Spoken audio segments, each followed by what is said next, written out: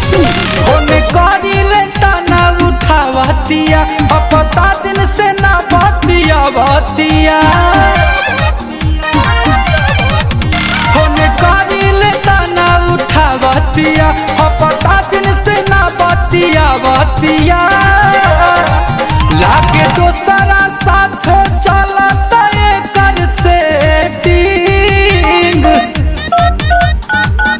आप जिस नंबर पर संपर्क करने की कोशिश कर रहे हैं वो किसी और के साथ लगा हुआ है, कृपया शक करें। लागे दोसरा साथ चलता कर सेटिंग हमारा मालावा के फोन जाता वेटिंग हमारा सोनावा के फोन जाता वेटिंग।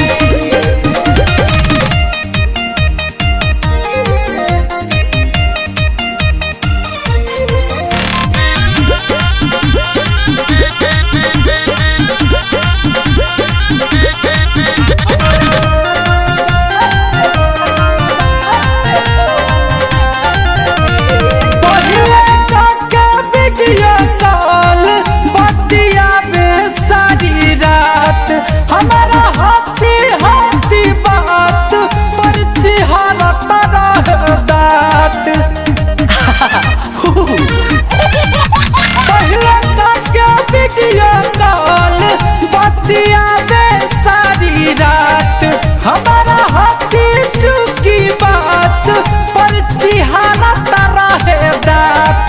अब तो व्हाट्सएप पर भी करत नहीं चैटिंग अब तो व्हाट्सएप पर भी करत नहीं चैटिंग डार्लिंग के फोन जाता वेटिंग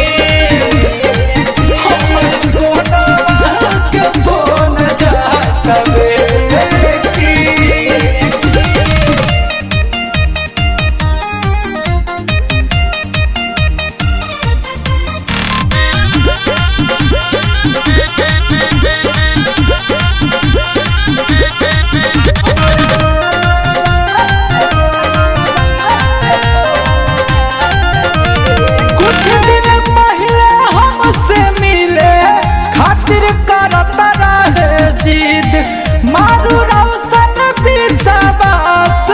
अपना लौकता उम्मीद कुछ दिन पहले हमसे मिले खातिर करता रहे जिद मारू रौशन विश्वास अपना लौकता उम्मीद गुंजन सिंह संगे करत नहीं तो बड़ी दुख का बात है वो मेरी